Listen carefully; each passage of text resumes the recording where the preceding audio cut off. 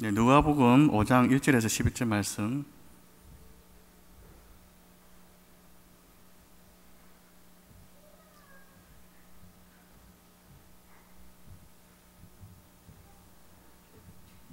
네, 다 함께 합독하도록 하겠습니다.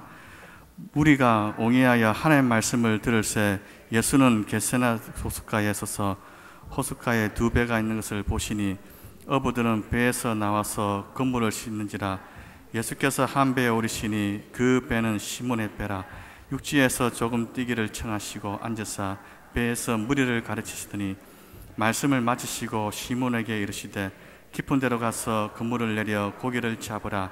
시몬이 대답하여 가로되 선생이여 우리들이 밤이 맞도록 수고려 하였으되 얻은 것이 없지만은 말씀에 의지하여 내가 그물을 내리이다 하고 그리한즉 고기를 애운 것이 심히 많아 그물이 찢어지는지라.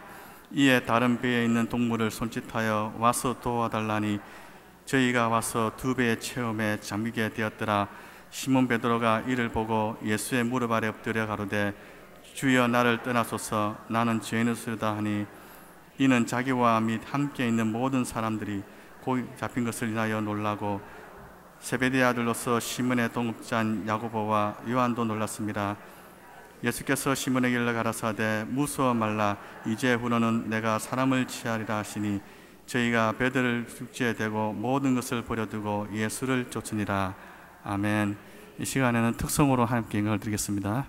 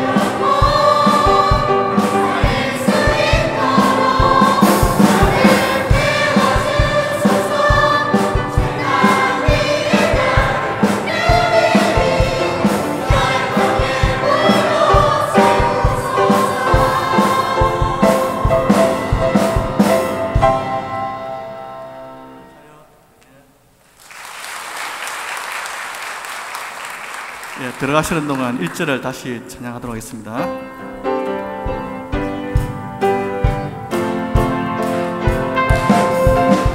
나는 안에 내가 살아가는 이유들이 되느라 작은 산 모두 태우듯이 나를 쓰소서. 불을 내려주소서. 내게 성령의 불을 죽어진 영혼 살릴 수 있도록 나를 태워주소서.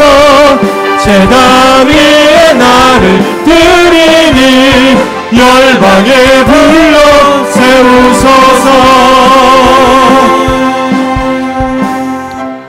아멘. 이 시간에 강사 목사님에 대한 소개를 잠깐 하도록 하겠습니다. 침례신학대학교 일반대학원 철학박사를 마치시고, 그리고 침례신학대학교 목회상담학 겸임교수시고, 심리검사 기독교 상담소인 MCI 대표이시며 한국목회상담협회 전문가이시고, 현재 청주 상록수교회 협동모사로 섬기고 있습니다. 오늘 말씀은 제목은 보다 큰 의미입니다. 목사님 나오실 때에 할렐루야로 크게 환영하시겠습니다. 할렐루야.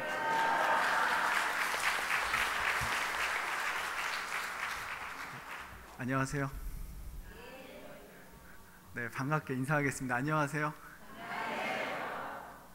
반갑습니까? 네, 잠깐 기도하고 말씀을 같이 나누겠습니다. 살아계신 아버지 하나님, 주님의 사랑과 은혜를 감사합니다. 이 저녁에 저희를 이곳으로 부르셔서 하나님을 찬양하게 하시고 또 부르짖어 간구하게 하시고 하나님의 말씀을 함께 상고하게 하시니 감사합니다. 이 시간 하나님의 말씀을 통하여 우리가 하나님의 뜻을 깨닫게 하시고 우리가 하나님 앞에 다시 한번 헌신을 다짐하는 귀한 시간 되게 하여 주옵소서. 예수님의 이름으로 기도합니다. 아멘. 오늘 본문의 말씀은 아마 잘 아실 것 같습니다. 너무 잘 아셔서 설명을 드리는 것조차 조금 어색한 일이 아닐까라고 생각을 하는데요. 그래도 설교자가 바뀌면 말씀에 대한 해석도 달라지고 견해도 달라지니 좀 편하게 얘기를 해보도록 하겠습니다. 하나님을 사랑하십니까? 정말인가요? 끝날 때도 그 말씀을 하실 수 있겠죠? 네. 무리들이 예수님에게로 몰려왔습니다. 예수님에게로 몰려와서 예수님께서 하시는 말씀을 들으면서 그 말씀에 귀를 기울이고 있었죠. 자, 그런데 예수님께서 게네사렛 호숫가에 서서 그 호숫가에 배 두 척이 있는 것을 보셨습니다. 거기에 누가 있었죠? 누가 있었겠습니까? 네, 배 주인이 있었겠죠. 그리고 배 주인들은 뭐 하는 사람이었겠어요? 물고기를 잡는 어부들이었습니다. 그런데 두 배척이 있는 것을 보셨는데 어부들이 배에서 나와서 그물을 씻고 있었다, 이렇게 설명해 주고 있습니다. 네, 여러분들이 나중에 뒤에 부분을 보시면 아실 수 있겠지만 그물을 씻고 있었는데 밤이 새도록 열심히 일을 해서 얻은 소득이 있었을까요? 없었을까요? 너무 안타깝지만 밤이 맞도록, 밤이 새도록 열심히 일하였지만 물고기를 한 마리도 잡지 못하였습니다. 이 사람들이 오늘 첫 배를 끌고 나가서 처음으로 고기를 잡고 돌아온 거겠습니까? 아니면 늘 하던 일이었겠습니까? 늘 열심히 하던 일이었는데 하필이면 그날 밤에는 한 마리도 잡지 못하고 집으로 돌아왔습니다. 자, 모든 것이 넉넉하지 않았던 시대이기 때문에 그날 물고기를 잡지 못하면 그날 그 가족들은 어떻게 되겠죠? 제 생각에는 뭔가 먹고 사는데 지장이 있지 않았을까 싶습니다. 오늘날처럼 며칠씩 나가서 많은 걸 잡아오는 것도 아니고 하루 벌어서 그것을 가지고 가족들이 살아가는데 그날 밤이 새도록 열심히 일을 했는데 한 마리도 잡지 못하였습니다. 자, 그러면 그렇게 그물을 씻고 있는 사람들에게 예수님이 제대로 보일까요? 안 보일까요? 제 생각에는 예수님이 잘 보이지 않을 것 같고요. 그 그물을 씻는 사람들의 마음이 어떻겠습니까? 늘 성공하다가 실패를 경험한 사람들의 마음이 어떨까요? 편안하겠습니까? 힘들고 어렵겠습니까? 네, 굉장히 아마도 힘들고 어려웠을 것 같습니다. 내가 그동안 열심히 이렇게 일했고 내가 이것만은 잘할 수 있다고 생각했는데 지금 거기서 문제가 생겨버린 거죠. 아마 그물을 씻으면서 내가 뭐 하는 짓인가 싶기도 하고 내가 이렇게 일을 잘 못해서 우리 가족들은 어떻게 될까라는 염려 속에서 아마 그물을 씻고 있었을 겁니다. 자, 그런데 예수님께서 한 배에 오르셨습니다. 그 배는 누구의 배예요? 네, 역시 잘 아시는군요. 누구의 배예요?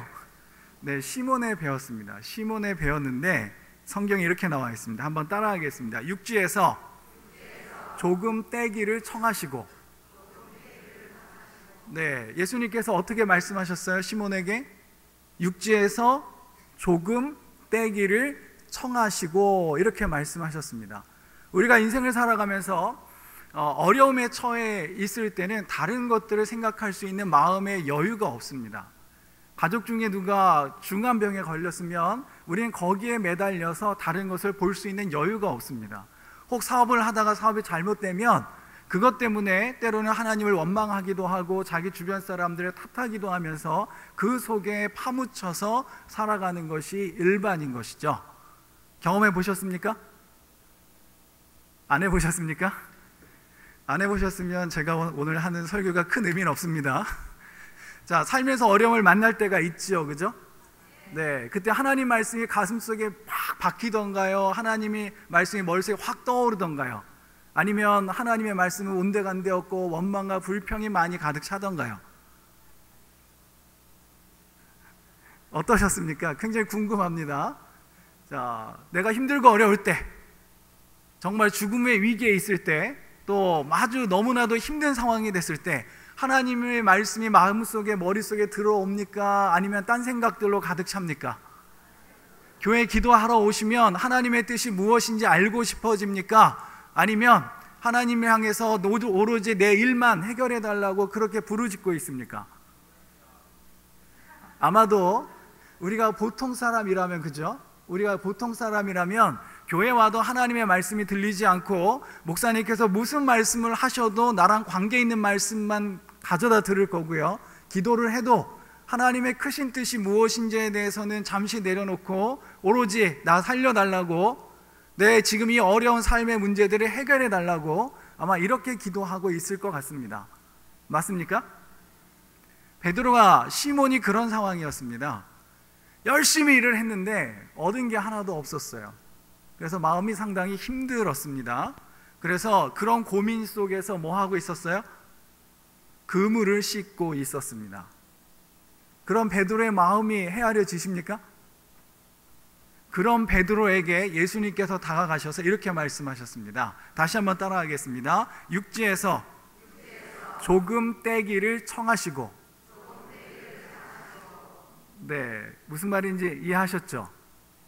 우리가 그 문제 속에 있을 때는, 그 문제 속에 사로잡혀 있을 때는 다른 생각을 할 수 없습니다. 하나님이 말씀하셔도 그 말씀이 들리지를 않습니다. 근데 그 말씀이 들리려면 어떻게 해야 되죠? 따라해 봅시다. 조금 떨어지자.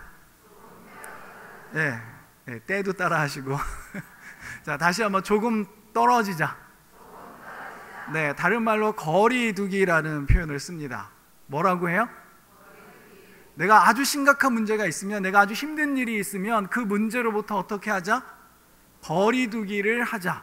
뒤로 한 발짝만 물러서서 마치 내 일이 아닌 것처럼, 다른 사람의 문제인 것처럼 그 일을 좀 바라보자 이겁니다. 예수님이 어떤 분이세요? 여러분들이 모르시는 분이시죠? 대답이 없으신 걸 보니 예수님은 하나님의 아들이시고 또 우리를 사랑하셔서 이 땅에 오신 분이십니다. 그분이 베드로의 마음을, 시몬의 마음을 아셨기에 시몬이 지금 그 상황에서는 예수님의 말씀을 들을 수 없다는 사실을 아셨기 때문에 예수님께서 시몬에게 말씀하신 겁니다. 육지에서 어떻게 해라? 배를 조금 떨어뜨려라. 그리고 그 배에 누가 타셨어요? 그 배에 예수님이 타셨습니다. 예수님이 눈앞에서 무리들에게 말씀을 가르치고 계실 때 베드로는 보였는지 모르겠습니다. 아마 보지 못했을 수도 있습니다. 당연히 예수님의 말씀은 귀에 들리지 않았을 겁니다. 그럼 베드로에게 예수님께서 그 배를 육지에서 조금 떼기를 청하셨을 때, 그리고 그 배에 타셔서 무리들에게 다시 말씀을 가르치기 시작하셨을 때 베드로에게, 시몬에게 예수님의 말씀이 들려오기 시작합니다. 자, 우리가 힘들고 어려울 때 하나님의 음성을 듣고 싶으시면 어떻게 하셔야 돼요? 어떻게 하셔야 돼요? 가르쳐 드렸는데, 그죠? 따라해 봅시다. 거리두기. 내 일로부터, 내 문제로부터 거리를 좀 두자 이겁니다. 내 문제로부터 한 발짝만 뒤로 물러서서 마치 누구인 것처럼, 누구의 일인 것처럼, 남의 일인 것처럼 한번 바라보자 이거죠. 그렇게 한 발짝 뒤로 물러서야 누구의 소리가 들려요? 그래야 하나님의 음성이 우리의 귀에 들리기 시작하고 그 말씀이 우리의 마음속에 박히기 시작합니다. 하나님을 사랑하는 사람들은 문제에 사로잡혀 사는 사람들이 아닙니다. 그 문제 속에 있을 때 주님 말씀하시면 언제든지 한 발짝 뒤로 물러서서 마치 내 일이 아닌 것처럼, 남의 일인 것처럼 물러설 수 있어야 하는 것이죠. 말씀을 마치시고 시몬에게 예수님께서 이렇게 말씀하셨습니다. 깊은 데로 가서 그물을 내려 고기를 잡으라. 뭐라고 말씀하셨어요? 네, 깊은 데로 가서 그물을 내려 뭐를 잡으라? 고기를 잡으라. 예수님의 직업이 뭐였죠? 목수였죠. 베드로의 직업은 뭐였습니까? 누가 더 잘 알아요? 아니, 정말 죄송한 얘기인데 누가 더 잘 알겠어요? 목수가 잘 알겠습니까? 어부가 잘 알겠습니까? 언제 어디에 가서 그물을 던지면 고기가 잡힐 거야, 이걸 어부가 잘 아나요? 목수가 더 잘 아나요? 어부가 더 잘 알죠. 아마 우리가 정상적인 사람이라면 예수님이 그렇게 말씀하시면 뭐라고 하겠어요? 날 바보로 하냐? 뭐로 하냐? 날 바보로 하냐? 내가 물고기 제일 잘 잡히는 시간에 제일 많이 잡히는 곳에서 이미 해봤다. 가능성 있는 곳은 다 어떻게 해봤어요? 다 가서 그물을 이미 던져봤다 이거죠. 됐어요? 안 됐어요? 안 됐죠. 평소 같았으면 시몬이 예수님의 말씀을 들을 리가 없습니다. 그런데 예수님께서 하시는 말씀을 어디에서 들어요? 배 안에서, 예수님 옆에서 예수님의 말씀을 듣다 보니 그 말씀이 머릿속에 들어오고 머리를 지나서 어디로 드디어 들어왔어요? 마음속 깊이 들어와 버렸습니다. 그래서 그 말씀이 베드로의 심장에서 요동치기 시작했고 평소 같으면 들을 수 없는 예수님의 말씀이 드디어 하나님의 말씀처럼 들리기 시작했습니다. 웃지 않겠습니까? 어부가 목수의 말을 듣고 그물을 던지러 가면 웃을까요? 안 웃을까요? 여러분들은 안 웃을 분들이에요. 표정이 너무 심각해서 웃을 분들 같지 않습니다. 자, 어부가 목수가 시키는 대로 하면 뭐라 그러죠? 야, 너 참 잘했다 이렇게 얘기합니까? 이 바보야 이렇게 얘기합니까? 바보 가지고는 성이 안 차시나 봐요. 뭐라고 하면 되죠? 자, 바보 같은 짓입니다. 어부가 목수의 말을 듣는 건 어떤 짓이에요? 바보 같은 짓입니다. 그런데 누가 지금 그 말을 듣고 있어요? 베드로가, 시몬이 지금 그 예수님의 말씀, 목수이신 예수님의 말씀을 듣고 있습니다. 그리고 뭐라고 말하냐면 선생님, 우리들이 밤이 새도록 수고하였으되 잡은 것이 없지만은, 따라해 봅시다. 말씀에 의지하여 내가 그물을 내리리이다. 굉장히 중요한 얘기가 있습니다. 뭐에 의지하여?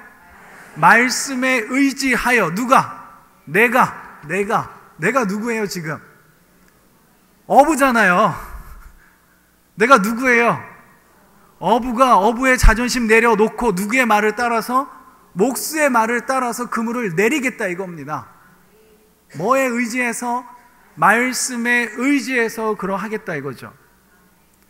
우리가 문제에 휩싸여 있으면, 우리가 문제 가운데 머물러 있으면 아무리 옳은, 아무리 나에게 적합한 하나님의 말씀이 들려도 그 말씀을 듣지도 못하고 그 말씀대로 살려고 하지도 않습니다. 오로지 뭐만 간구하고 있어요? 하나님, 내 문제를 어떻게 해주소서? 해결해 주소서. 이렇게만 기도한다 이거죠. 그런데 어떻게 하였더니? 말씀에 의지하는 두 번째고 뭐 했더니? 육지에서 조금 떼었더니, 거리두기를 했더니, 내 문제로부터 어떻게 했더니? 한 발짝 뒤로 물러섰더니 누구의 말씀이 들려요? 하나님의 말씀이 들리더라 이겁니다. 그리고 그 말씀에 의지하여 어부가 누구의 말을 듣고? 목수의 말을 듣고 그물을 내릴 지경이 되더라 이거죠. 문제 가운데 있다면, 우리가 힘들고 어려운 가운데 있다면 어떻게 하셔야 돼요? 따라해 봅시다. 문제로부터 한 발짝 뒤로 물러서서 하나님의 음성에 귀를 기울이자. 네, 그래야 들리기 시작합니다. 그래야 믿음이 생기고, 그래야 깊은 데 가서 그물을 던질 수 있습니다. 그렇게 했더니 어떻게 됐어요? 우리가 기대하던 말씀이 6절에 있습니다. 같이 한번 읽겠습니다. 시작. 그렇게 하니 고기를 잡은 것이 심이 많아 그물이 찢어지는지라. 어떻게 했더니요? 말씀에 의지하였더니, 그래서 내가 주님의 말씀대로, 목수의 말대로 어부가 그렇게 하였더니 어떻게 되었더라? 고기를 잡은 것이 심이 많아. 그물이 어떻게 될 지경이 됐어요? 찢어질 지경이 됐습니다. 이게 지금 기쁜 일입니까? 아니면 쪽팔리는 일입니까? 죄송합니다. 자, 이게 기쁜 일입니까? 왠지 민망한 일입니까? 이 사이에 우리가 고민이 있죠. 어부가 누구의 말을 듣고? 목수의 말을 듣고 그물질을 했더니 물고기를 많이 얻었어요. 이게 자랑스러운 일입니까? 창피한 일입니까? 이제 gon란해지셨죠? 곤란해졌어요 우리가. 아니 내가 어부인데 목수의 말대로 했더니 고기를 잡았어요. 내가 한 것은 다 되어지지를 않았고 목수가 시키는 대로 했더니 됐습니다. 아마 한편으로 마음은 어떻죠? 좀 미안하고 창피하고 그런 마음이 있을 수가 있지 않겠습니까? 그러나 그것에 앞서서 어떤 게 더 컸어요? 그렇게 하였더니 어떻게 되었더라? 고기를 잡은 것이 심이 많아 그물이 찢어질 지경이 되었더라. 자, 이 지경이 되면 여러분들은 어떠한 마음이겠습니까? 기뻐하고 감사하고 하나님을 찬양하시겠습니까? 이것도 안 하실 건가요? 그럼 뭐 하실 거예요? 지금 아멘의 수준은 이 정도가 아닌 것 같아요. 그죠? 자, 내가 주님 말씀 의지했습니다. 내 문제로부터 한 발 떨어져서 주님이 하시는 말씀을 듣고 그 말씀이 내 안에서 역사해서 그 말씀에 순종했더니 하나님이 내게 커다란 복을 주셨습니다. 그랬더니 어떻게 하시겠어요? 그러면 감사하시겠습니까? 하나님을 찬양하시겠습니까? 기뻐하시겠습니까? 근데 베드로가 그렇게 안 했습니다. 자, 여기에 이제 우리의 문제가 있습니다. 조금 더 설명을 보시면, 이에 다른 배에 있는 동무들에게 손짓하여 와서 도와달라 하니 그들이 와서 두 배의 채움에 어떻게 되었더라? 잠기게 되었더라. 찢어지는 수준이 아니라 다른 배까지 불렀는데 그 두 배가 잠길 정도로 물고기를 많이 잡았습니다. 자, 그런데 8절을 보겠습니다. 8절 같이 한번 읽겠습니다. 시작. 시몬 베드로가 이를 보고 예수의 무릎 아래에 엎드려 이르되 주여 나를 떠나소서 나는 죄인이로소이다 하니. 우리 같으면 어떻게 했을 것 같은데요? 기뻐하고 감사하고 찬양하고, 그죠? 그렇게 하시지 않았겠습니까? 내가 힘들고 어려웠는데 하나님 말씀에 순종했더니 하나님께서 풍성하게 채워주셨습니다. 그랬더니 어때요? 기쁘고 감사하고, 그래서 하나님을 찬양하고, 그래서 어차피 하나님이 주신 거니까 감사원금도 많이 하고. 안 하실 겁니까? 아니, 우리 생각이 그렇지 않나요? 그죠?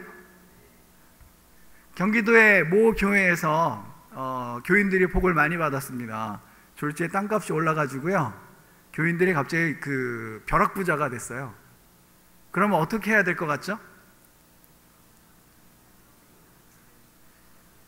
기뻐하고 감사하고 찬양하고, 그래서 11조 떼고, 그죠? 그 다음에 감사원금 하고 그래야 될 것 같잖아요. 그 지역의 목사님 말, 교인들이 다 어디로 사라졌다. 어디로 사라졌겠어요? 하나님이 많이 주셨는데 거기서 11조를 떼려니까 그동안에 떼던 거에 10배가 넘잖아요. 수십 배가 되니까 11조 내기가 너무 힘들어서요, 교회를 다 옮겨버리셨어요.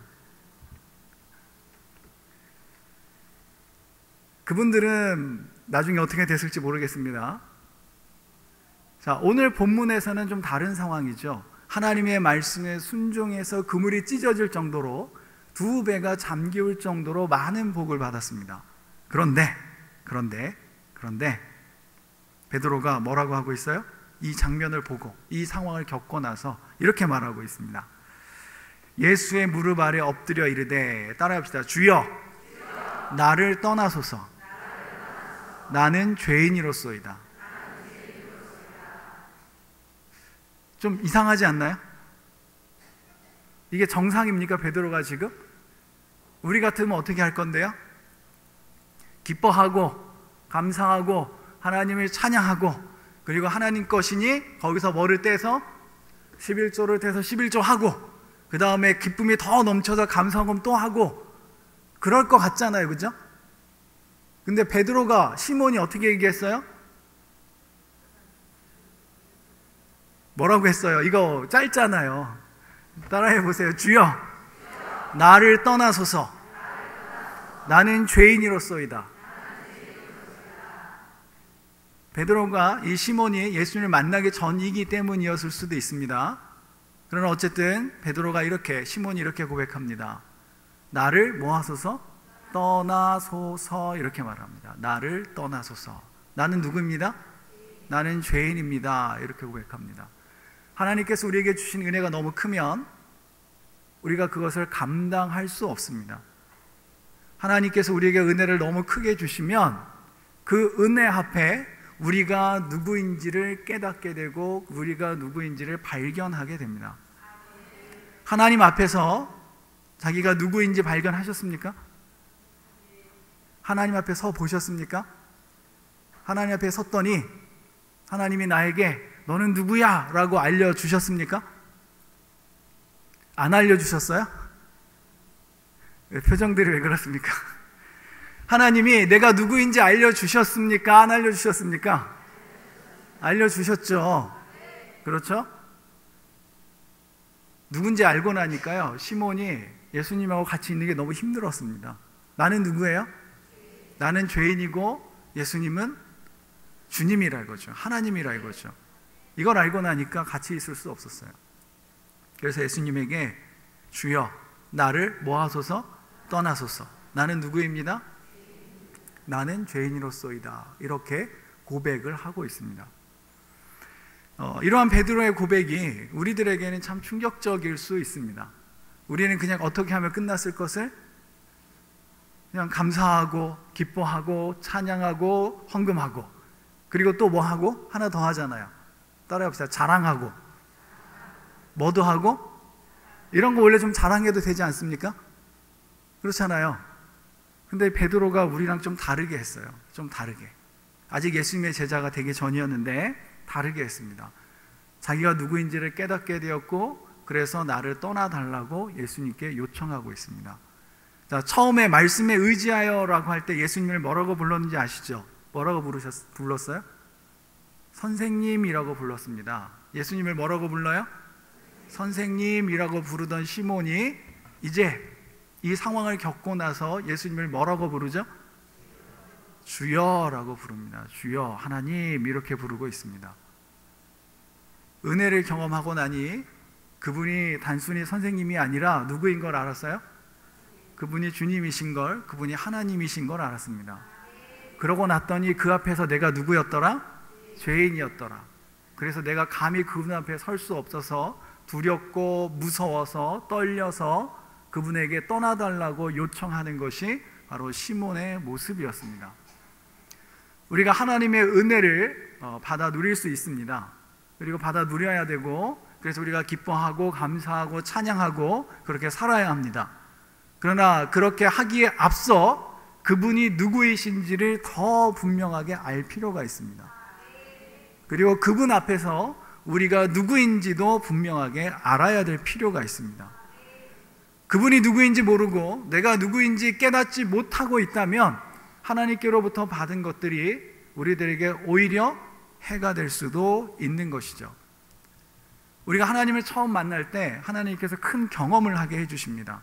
어떤 분들은 병에서 나음을 얻고요, 어떤 분들은 재물이 많이 생기기도 하고 다양한 형태의 경험들을 합니다. 근데 우리가 단순히 기뻐하고 감사하고만 있었다면 우리가 조금 생각은 해봐야 될 것 같습니다. 그거 이전에 먼저 뭘 알아야 돼요? 그분이 누구라는 사실을, 그분이 주님이라는 사실을, 그리고 또 뭘 알아야 되죠? 내가 누구라는 사실을, 내가 죄인이라는 사실을 깨달으셔야 됩니다. 그래서 하나님과 함께 있는 것이 두렵게까지 느껴질 수 있어야 합니다. 자, 이런 베드로에게 예수님께서 시몬에게 이렇게 말씀하십니다. 지금 시몬만 놀란 게 아니라 그 같이 모였던 사람들, 시몬의 형제와 또 주변에 있던 사람들도 다 놀랐습니다. 그리고 나서 10절에 보면 예수님께서 시몬에게 이렇게 말씀하십니다. 따라해 봅시다. 무서워하지 말라. 뭐 하지 말라? 무서워하지 말라. 무서워하지 말라. 그리고 또 이렇게 말씀하시죠. 이제 후로는, 따라해 봅시다. 이제 후로는 내가 사람을 취하리라. 자, 뭐 하리라? 네, 그동안은 뭐 잡고 살았는데요? 고기 잡고 살았는데 이제 뭐 잡고 살아라? 사람 잡고 살면 됩니까? 참 예상치 못한 이야기들이 펼쳐지고 있습니다. 베드로는 지금 오히려 감사합니다 막 그래야 되는데 뭐라 그랬어요? 주여 나를 떠나소서, 나는 누구입니다? 나는 죄인이로소이다 라고 말했어요. 그랬더니 예수님이 뭐 하지 말아라? 무서워하지 말아라. 하나님이 누구인지를 알고 내가 누구인지를 알면 내 안에 두려움이 생깁니다. 그 두려움 때문에 하나님과 함께 하는 것이 불편하게까지 느껴집니다. 그런 우리에게, 그런 시몬에게 예수님께서 뭐라고 말씀하셨어요? 무서워하지 말라. 아무리 하나님이 우리에게 무섭게 느껴진다 할지라도 하나님은 어떻게 우리가 무서워해야 하는 분이 아니란 말씀이죠. 하나님은 우리가 무서워서 피하여 도망가야 하는 대상이 아니고 그럼에도 불구하고 우리가 하나님과 함께 거하여야 합니다. 창세기에 보면 아담과 하와의 이야기가 나옵니다. 그런데 아담과 하와가 잘못했을 때, 죄를 지었을 때 어떤 현상이 벌어졌죠? 하나님이 누구를 부르셨어요? 아담을 부르셨잖아요. 아담아 아담아 부르셨어요. 그랬더니 어떻게 했죠? 숨었습니다. 하나님 오시는 기척이 나니까 숨었어요. 그리고 부끄러우니까 가렸어요. 그렇죠? 내가 두려워서 숨었습니다 이렇게 아담이 말하고 있거든요. 하나님 앞에 잘못한 게 있는 사람들이요, 죄 지은 것이 있는 사람들, 자기가 죄인이라는 인식이 있는 사람들은 다 뭐가 생겨요? 마음속에 두려움이 생깁니다. 자기 죄를 인식하지 못하는 사람들은 두려움이 생기지를 않습니다. 제가 지지난주쯤에 그 사람들하고 이제 같이 공부를 하는 게 있는데요. 그 공부를 하는데 한 분이 그런 말씀을 하시더라고요. 정말 예수님 믿으면 사람이 변합니까? 이렇게 물었어요. 그럼 우린 뭐라고 대답해야 되죠? 정말 예수님 믿으면 정말 사람이 변합니까? 이렇게 물었어요. 그럼 뭐라고 얘기해야 돼요? 변합니다 이렇게 얘기해야 되잖아요. 근데 제가 그렇게 얘기 안 했어요. 뭐라 그랬냐면 왜 물으세요? 이렇게 물었습니다. 제가 알고 있기로는 그분이 교회 집사님이고 뱃속에서부터 교회를 다녔고 지금 40년이 넘도록 교회 다니고 있는 분입니다. 교회에서 봉사도 잘하고 그런 분이 뭘 물으셨어요? 예수님 믿으면 정말 사람이 변합니까? 이렇게 물었어요. 제가 당황했어요. 이제 교회 나온 지 얼마 안 되신 분이 물었으면 당황했겠습니까? 안 하죠. 교회 안 다니는 분이 물으면 제가 당황할 필요가 없죠. 뭐라고 말하면 돼요? 변합니다. 믿어보세요. 이렇게 말해야 되는데 워낙 그렇게 대답하기 곤란한 분이 물어보니까 제가 왜 물으시냐고 물었습니다. 그랬더니 그분이 이런 말씀하시더라고요. 알고 싶어요. 그래서 제가 설명했어요. 예수님을 믿는다는 건 자기의 죄를 깨닫는 것이고, 그리고 그 죄를 뉘우치고 고치는 것이고, 그리고 나서 주님께 헌신하는 거다. 뭐 하는 거다? 예수님을 믿으려면 따라해봅시다. 죄. 내 안에 뭐가 있다는 걸 알아야 돼요?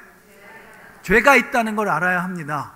그리고 죄를 회개란 말이죠, 그죠? 뉘우치고 고쳐야 됩니다.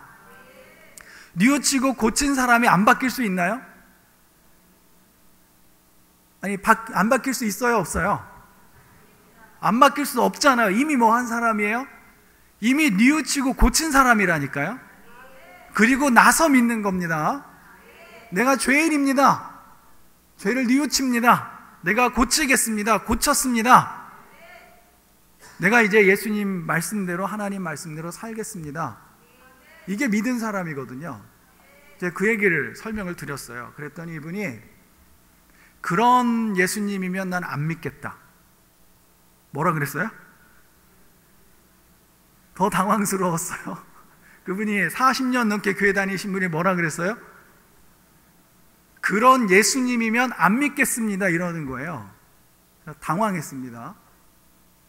거기가 그 다른 교회였는데요. 목사님 여기에 계시고 담임 목사님 계시고 그 집사님 요 앞에 있고 다른 사람들 같이 있었는데 그런 예수님 안 믿겠대요. 당황했죠. 그게 성경에 있냐고 물어보시더라고요. 그래서 더 당황했잖아요. 교회를 몇 년 다니신 분이? 40년도 더 다니신 분이. 그래서 제가 있습니다 라 그랬죠. 그랬더니 이분이 목사님을 쳐다보면서 목사님 정말이에요? 그런 거예요. 목사님이 정말이라고, 이분 말씀이 맞다고 이렇게 말씀하셨어요. 이분이 더 상태가 안 좋아지셨어요. 내가 모태신앙이다 이렇게 얘기하셔서 제가 당신이 엄마 뱃속에서 어떻게 예수님을 믿었냐 그냥 이랬죠. 그랬더니 이분이 나는 믿었다고 생각했는데 이거 또 안 믿은 거잖아요. 그래서 당신이 죄인 건 알았냐 또 모르겠고, 그래서 자기가 어떻게 예수님을 믿었냐, 자기는 예수님 믿는데 이건 안 했대요. 내가 죄인이라는 것도 인식을 하지 못했고 회개도 하지 않았대요. 근데 뭐만 했어요? 믿기만 했어요. 뭐만 했어요? 믿기만 했어요. 그랬는데 갑자기 40년 넘게 그렇게 교회를 다녔는데 본 지 얼마 안 된 목사가 하나 와서 뭐라 그래요? 죄를 깨달아야 되고 죄를 뉘우치고 고쳐야 되고 그리고 믿는 거야 라고 얘기했더니 이분이 당황하신 거죠. 그래서 앞에를 생략하신 분들은 제가 불신자라 그랬습니다. 자기가 죄인인 것도 모르고 회개하지 않은 사람은 뭐라 그랬어요? 불신자라 그랬어요. 그랬더니 이분이 또 화가 나셨어요. 뭐라고 하셨겠어요? 그럼 내가 불신자란 말이냐? 그래서 제가 집사님한테 불신자라고 한 적 없습니다. 이런 걸 안 한 사람은 불신자라 그랬습니다. 그래서 요한복음에 있는 말씀처럼 무리들이 예수님을 믿었으나 예수님은 저들에게 몸을 의탁하지 않으셨다. 이 말씀 아십니까? 아세요? 모르세요? 모르는 얼굴이에요. 요한복음에 나오는데요. 그 원래 성경에는 같은 단어를 씁니다. 믿었다는 말과 몸을 의탁한다는 말이 같은 단어예요. 그러니까 믿으려면 뭘 해야 되죠? 몸을 의탁해야 된다 이거죠. 그러니까 무리들이 예수님을 믿었는데 예수님은 무리를 믿어요, 안 믿어요? 안 믿어요. 예수님을 주님이라고 불렀는데 예수님이 이 사람들을 당신의 종이라고 생각하지 않으세요. 그럼 그 사람들은 천국에 갑니까? 지옥에 갑니까? 어디 가요? 어디 그러면? 왜 이렇게 목소리가 요만해지셨어요? 이러면 어디 갑니까 이 사람들? 주여 주여 해도 천국에 못 갈 수 있습니다. 그 얘기하고 이제 분위기 삭막해졌죠, 그죠? 밥을 시켜서 밥을 먹고 있었는데 그분이 밥을 다 못 드시고 일어나셨어요. 저는 이제 이어서 바로 또 교육을 할 게 있어서 살기 위해서 다 먹었습니다. 그리고 헤어졌는데 마음이 참 어려웠습니다. 내가 목사고 또 옆에 목사님도 계셨고 그리고 그분은 집사님이셨는데 교회 안에서 이런 얘기를 하는 것 자체가 너무 마음이 힘들었어요. 그리고 제가 목회를 했는데 내가 여태까지 목회를 제대로 했나 이런 생각이 들면서 굉장히 힘들어졌습니다. 나중에 목사님한테 문자가 왔어요. 담임 목사님한테 어려운 얘기 해주셔서 감사합니다. 더 당황했죠. 그분은 하신 거예요, 못 하신 거예요? 그분은 안 하고 계셨던 거예요. 근데 틀렸다고 말은 못 하잖아요, 아시니까. 그래서 어려운 순간을 제가 잠시 보냈습니다. 그리고 나서 느낀 게 우리가 헌신이라는 걸 해야 되는데 헌신하기 전에 뭐가 좀 있어야겠다 이거죠. 뭐가 있어야 돼요? 헌신하시기 전에 뭐가 있어야 돼요? 믿음이 있어야 헌신을 하지 않겠습니까? 그렇죠? 근데 믿으려면 뭐가 있어야 돼요? 아, 내가 뭐구나? 죄인이구나. 절실하게 깨달으셔야 되고요. 그리고 뉘우치고 고치셔야 됩니다, 죄를. 그래야 뭐가 되는 거예요? 그래야 믿음이 되는 거고, 그래야 헌신이 되는 겁니다. 오늘 제가 이 시몬의 이야기를 하는 이유가 있습니다. 베드로가 아직 예수님을 제대로 알지 못할 때였습니다. 그래서 베드로보다 시몬으로 불리던 때였죠. 그때 누구를 만났어요? 예수님을 만났습니다. 그리고 예수님 말씀대로 했더니 어떻게 됐어요? 놀라운 일이 벌어졌습니다. 목수가 시키는 대로 했더니 어부가 놀라 자빠졌어요. 편해요, 힘들어요? 그래서 놀래가지고 그분이 누구인 줄 알았어요? 주님이신 줄 알았어요. 그랬더니 두려워진 겁니다. 두려워졌어요. 두려워져서 예수님하고 좀 떨어지고 싶었어요. 근데 예수님이 뭐라 그러셨어요? 뭐 하지 말아라? 두려워하지 말아라. 두려워하지 말아라. 그리고 이제부터 뭐 잡지 말고, 물고기 잡지 말고 뭐 잡아라? 사람 잡아라. 사람 잡으러 돌아다니시면 안 됩니다. 뭐 하러 다니셔야 돼요? 전도하러 다니셔야죠. 하나님의 복음을 전하러 다니셔야죠. 그랬더니 또 예상 밖의 일들이 일어났습니다. 자, 11절을 같이 읽겠습니다. 11절 같이 읽습니다. 시작.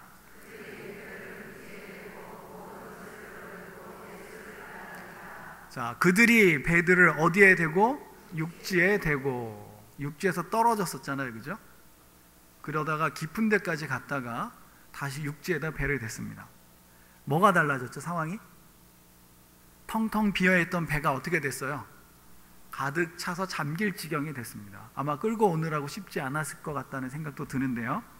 그런데 그 다음에 나오는 것이 중요하죠. 따라해 봅시다. 모든 것을 버려두고, 모든 것을 버려두고 예수를 따르니라. 너무 단순해요.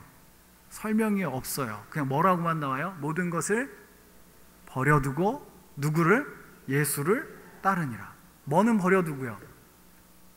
배와 모든 것은 버려두고 누구를 따랐어요? 예수님을 따랐어요. 누가 모든 것이라는 거예요? 예수님 외에 나머지 모든 것은 다 버려두고 오로지 누구만 따랐더라?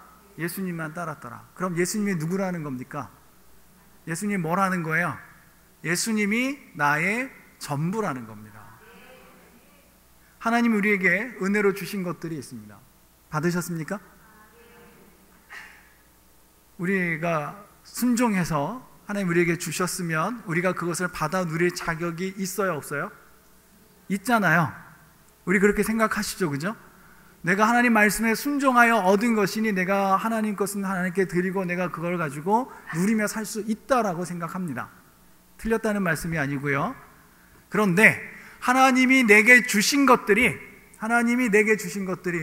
하나님 말씀대로 사는데 방해가 된다면 그것은 복이 아닐 수도 있습니다. 하나님이 내게 주신 것들이 하나님을 따르는 데 있어서 걸림돌이 되지 않는다면 그건 우리가 누릴 수 있는 복일 겁니다. 그리고 하나님이 내게 주신 것 때문에 내가 하나님 말씀에 순종하지 못하고 내가 하나님 앞에 나오지 못하고 내가 하나님 앞에 기도하고 말씀을 가까이 하지 못한다면 하나님이 우리에게 주실 때는 복이었는지 모르지만 이제 그것은 우리의 것이 되어서 우리를 하나님으로부터 멀어지게 하는 것이죠. 예수님이 베드로에게 뭐라고 말씀하셨어요? 무서워하지 말라. 이제 후로는 내가 사람을 취하리라. 누구를 취하리라? 사람을 취하리라. 어부의 목표가 뭡니까? 고기 잡는 거잖아요, 그죠? 어부의 목적이 뭐예요? 물고기 많이 잡아서 잘 먹고 잘 사는 거 아니겠습니까? 그렇죠. 여태까지 어떻게 살아왔겠어요? 예수님 만나기 전에. 예수님 만나기 전에 어부로서 물고기 많이 잡아서 잘 먹고 잘 살고 싶었습니다. 그래서 하나님도 잘 섬기고 싶었고 가족들도 잘 부양하고 싶었고 그리고 남들 앞에서도 좀 잘난 사람이고 싶었습니다. 근데 정작 그렇게 되고 나니까 하나님 은혜를 주셔서 그렇게 되고 나니까 베드로는 무서워졌어요. 그런 베드로에게 예수님이 말씀하셨죠. 뭐 하지 말아라? 무서워하지 말아라. 두려워하지 말아라. 이제 후로는 내가 사람을 취하리라. 이렇게 말씀하셨습니다. 그동안 살아왔던 것보다 뭐가 주어진 거예요? 따라합시다. 보다 큰 의미. 보다 큰 의미.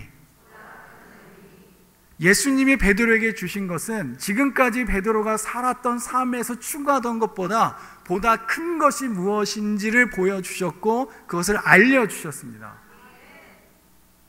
그리고 그것 때문에 뭐 할 수 있었어요? 그것 때문에 하나님께서 주신 것, 하나님 말씀에 순종해서 주신 것 모든 것을 내려놓고 버려두고 누구를 쫓아갈 수 있었습니까? 예수님을 따라갈 수 있었습니다. 오늘이 헌신 예배죠. 맞습니까? 네. 아까 아름다운 옷을 입고 또 아름다운 찬양을 하나님께 올리셨습니다. 아마 하나님께서 주신 은혜에 감사해서 하신 거죠? 맞습니까? 네. 그러면 그 마음을 갖고 계속 사시면 됩니다. 대신 거기서만 머물지 마시고 뭘 추구하셔야 돼요? 따라해 보세요. 보다 큰 의미.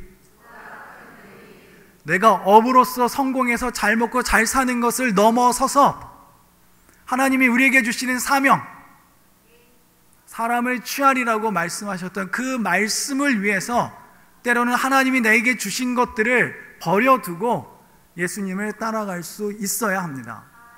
하나님이 내게 주신 것들이 예수님을 따르는 것을 방해한다면 하나님께서 주신 복은 이미 그 복이 아닐 수 있습니다. 오히려 뭐일 수 있어요? 우리가 복이라고 생각했던 것이 오히려 저주일 수도 있습니다. 하나님이 주신 게 잘못된 게 아니라 그것을 가지고 있는 우리가 잘못됐을 수 있는 거고 그것을 우리가 잘못 사용하고 있을 수 있는 겁니다. 하나님을 사랑하십니까? 그러면 하나님 말씀에 순종하십시오. 그리고 하나님이 주시면 감사하십시오. 그대로 사시면 됩니다. 그러나 하나님이 뭘 보여주시거들랑 보다 큰 의미를 보여주시면 따라합시다. 모든 것을 버려두고 예수를 따르니라. 모든 것을 뭐하고요? 버려두고 모든 것 대신 누구를? 예수님을 따르자 이겁니다. 훌륭하신 분들이에요, 그죠? 하나님을 사랑하십니까? 네, 처음과 동일하게 이렇게 크게 아멘 하시는 걸 보니 훌륭하신 분들입니다. 이런 분들에게 오늘 하나님께서 보다 큰 의미를 보여주실 겁니다. 그럼 이제 뭐만 남았죠? 아예 따르고만 하지 마시고 따라해 보세요. 모든 것을 버려두고 예수를 따르니라. 그러면 이제 다 버려두고 따를 준비 되셨습니까? 이제 헛웃음이 나오죠. 다 버려야 돼? 예수님 따라가야 돼? 이런 고민이 이제 생기기 마련인데요. 지금 당장 여러분들이 가지고 있는 것을 하나님께 다 드리시진 않아도 됩니다. 이미 누구 거예요? 이미 하나님 거잖아요. 그렇게 고백하셨죠?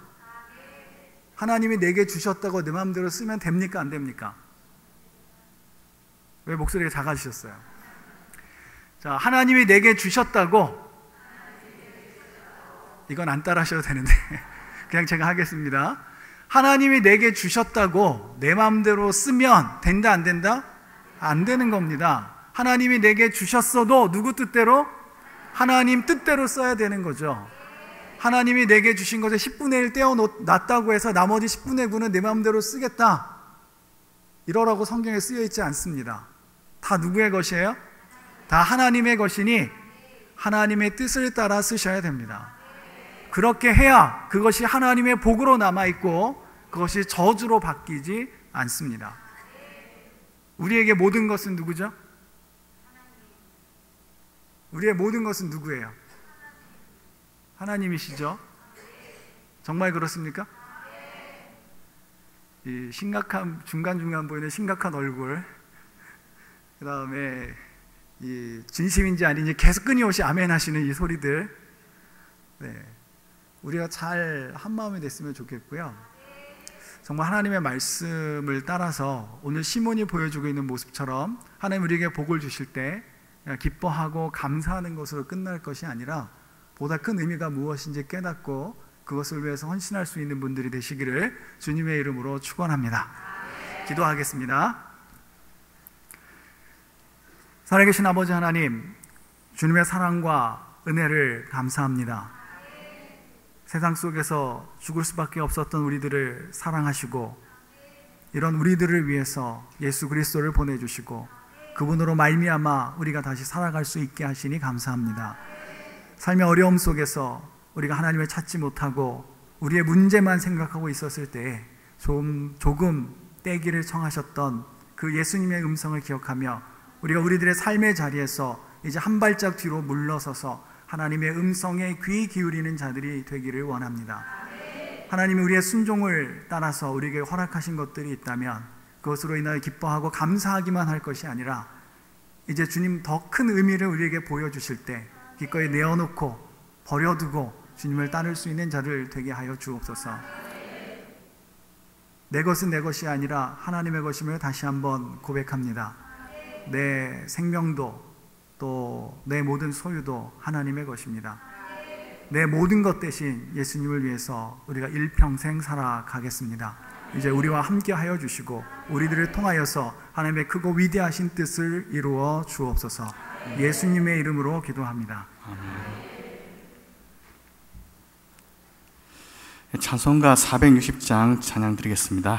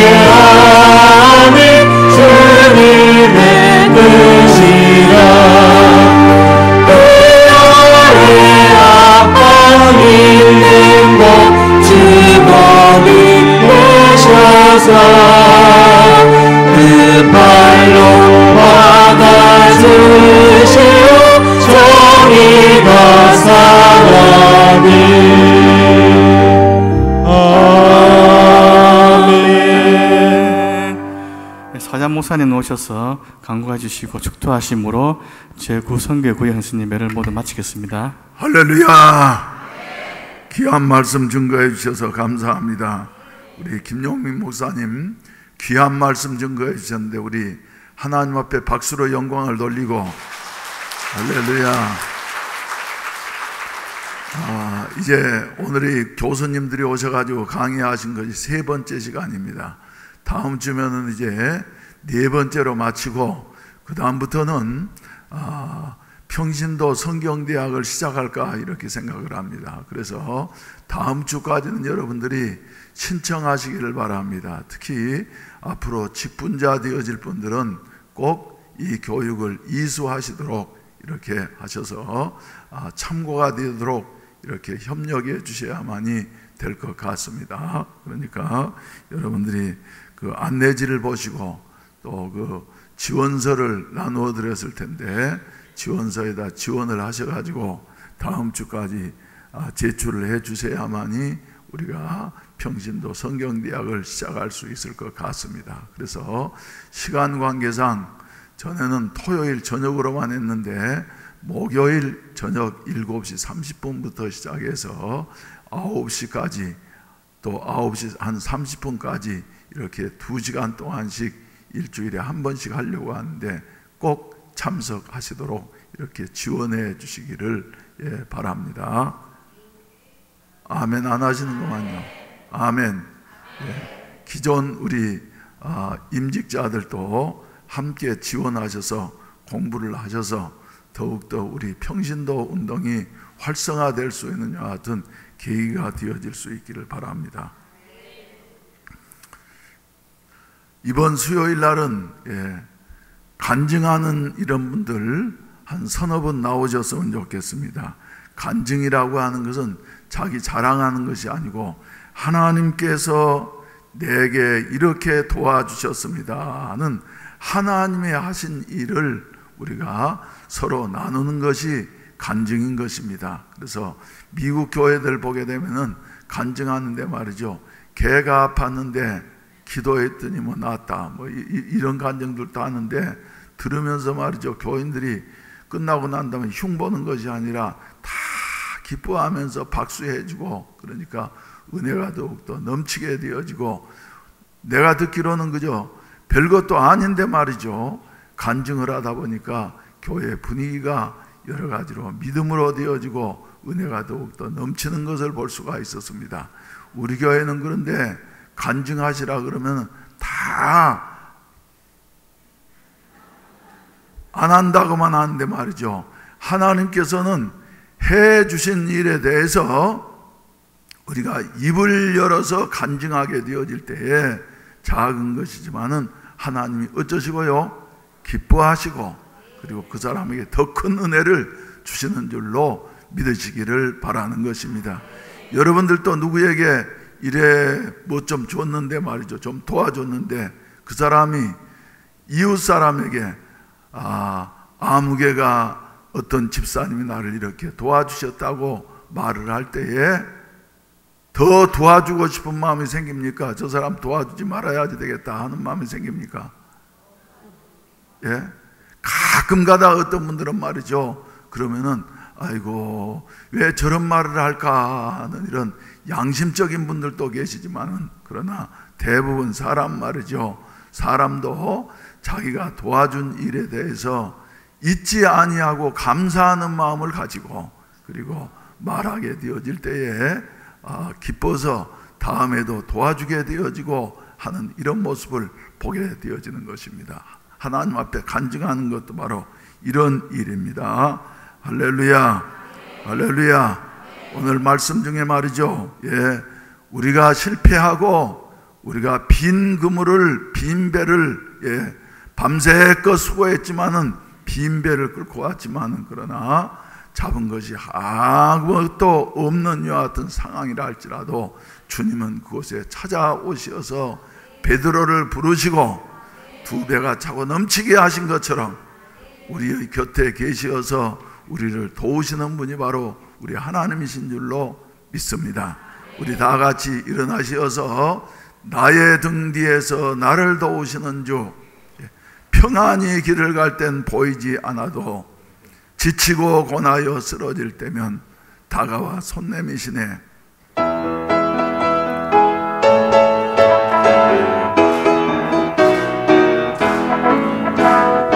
나의 등 뒤에서 나를 도우시는 주, 나의 인생길에서 지치고 원하여 매일처럼 주잡고 싶을 때 나를 밀어주시네. 일어나 걸어라 내가 새 힘을 주리니. 일어나 너 걸어라 내 너를 도우리. 나의 등 위에서 나를 도우시는 주 평안히 길을 가게 보이지 않아도 지치고 겁하여 넘어질 때면 다가와서 내미시네.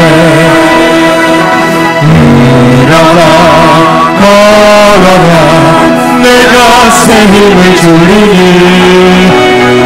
일어나 너 걸어라 내 너를 도우리. 나의 등 위에서 나를 도우시는 주 때때로 뒤돌아보며 여전히 계신 주 잔잔한 미소로 바라보시며 나를 채쳐가시네. 너무나 일어나라 내가 새 힘을 주리니.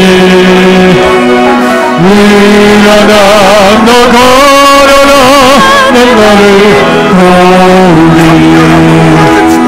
나의 등 위에서 나를 도우시는 주 때때로 뒤돌아보며 여전히 계신 주 잔잔한 미소로 바라보시며 나를 채쳐가시네.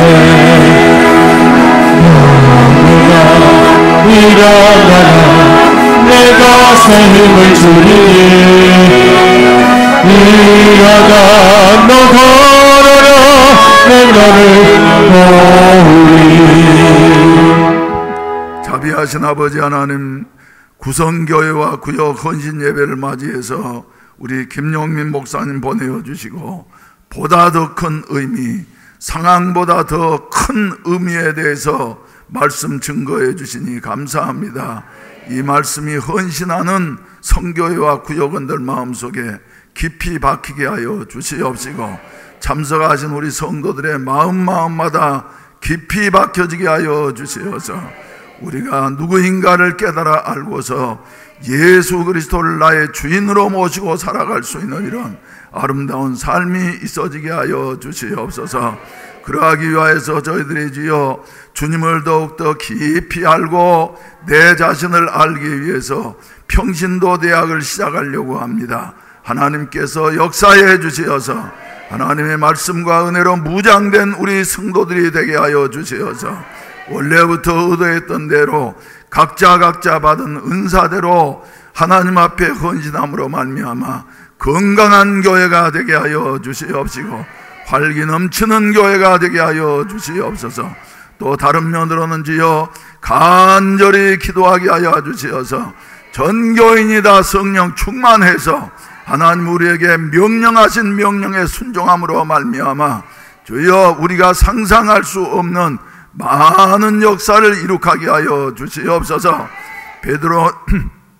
베드로는 주님의 말씀에 순종해서 깊은 데로 가서 그물을 내렸을 때에 주여 그물이 찢어지게 되는 이와 같은 수확을 거두게 되어졌는데 이것은 순종하는 자에게 허락하신 기적인 줄로 믿습니다.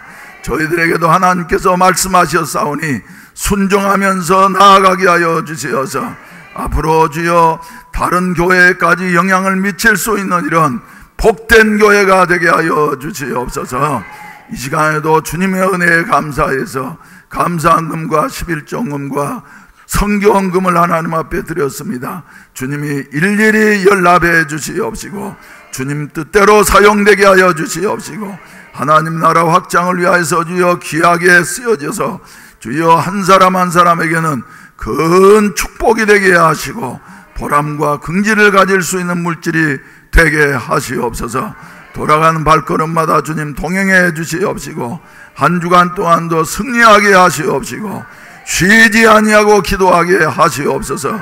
특히 주여 메르스가 전국을 강타하고 있습니다.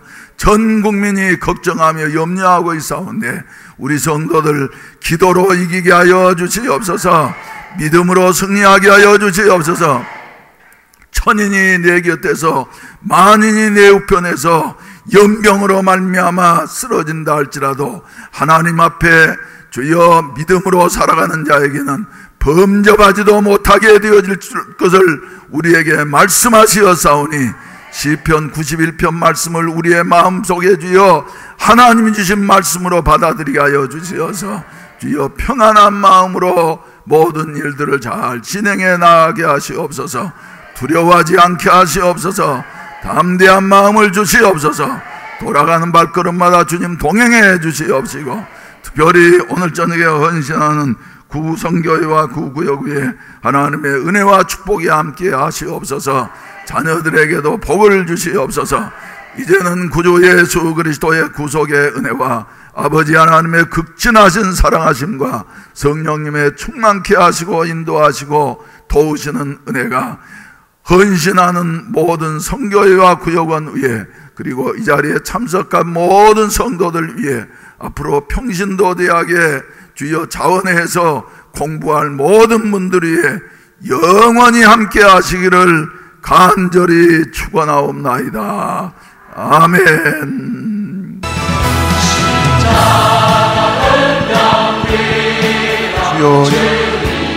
주여 여러분의 기름을 갈라 야나바라 주여 여러분의 아버지 하나님 예수